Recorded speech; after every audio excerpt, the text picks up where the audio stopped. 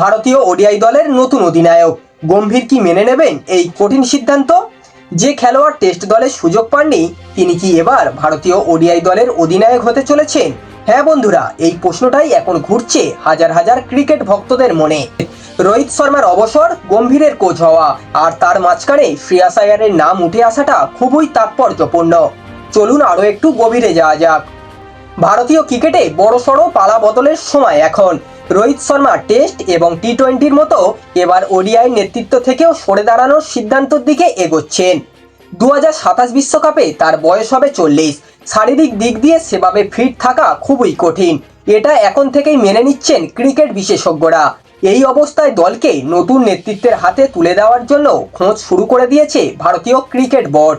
সূর্যকুমার যাদব এখন টি-20-তে, শুভমন গিল টেস্টে, আর এবার সব জল্পনার মাঝে উঠে আসছে নতুন নাম শ্রেয়াস আয়ার। শ্রেয়াস আয়ারের নাম আসার পিছনে কারণ পরিষ্কার। গত বছর কেকেআরকে নেতৃত্ব দিয়ে আইপিএল চ্যাম্পিয়ন করেছিলেন তিনি। এই বছরও পাঞ্জাব কিংসকে 26.75 কোটি টাকায় দলে নিয়ে যায় তাকে এবং দলকে নিয়ে যায় ফাইনালে। সত্যি বলতে শ্রেয়াস আয়ারের এই ক্যাপ্টেন্সি এক কথায় অসাধারণ। তার ব্যাটে 17 ম্যাচে 604 রান। একজন লিডার হিসাবে যেমন প্রভাব থাকা দরকার সেটাই প্রমাণ করেছেন শ্রেয়াস আয়ার। কিন্তু তারপরেও গম্ভীরের পছন্দের তালিকায় ছিলেন না তিনি। ইংল্যান্ডের বিপক্ষে টেস্ট সিরিজের সুযোগ পাননি আমাদের শ্রেয়াস আয়ার, সেখানে সাই সুদর্শনের মতো তরুণ মুখ সুযোগ পেয়েছে।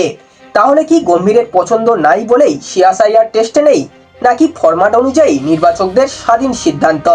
তবে এইবার ওডিআইতে তার ওপর ভরসা রাখছে ভারতীয় ক্রিকেট বোর্ড। আগস্টে বাংলাদেশ সফর স্থগিত করা হয়েছে। রাজনৈতিক অস্থিরতার কারণে ভারতীয় দল সেখানে খেলতে যাবে না। আর সেই ফাঁকে শ্রীলঙ্কার ক্রিকেট বোর্ড বিসিসিআইকে 3টি টি-20 এবং 3টি ওডিআই সিরিজ খেলার জন্য প্রস্তাব জানিয়েছেন। এই সিরিজই হতে পারে শ্রেয়াস আয়ারের অধিনায়কত্বের বড় সুযোগ। এটা শুধু একটা সিরিজ নয়, এটা হবে তার জন্য একটা নতুন যুগের সূচনা। ভারতীয় ক্রিকেট বোর্ড এখন নতুন পথে হাঁটছে। পুরনো অধ্যায় শেষ, নতুন অধ্যায় শুরু।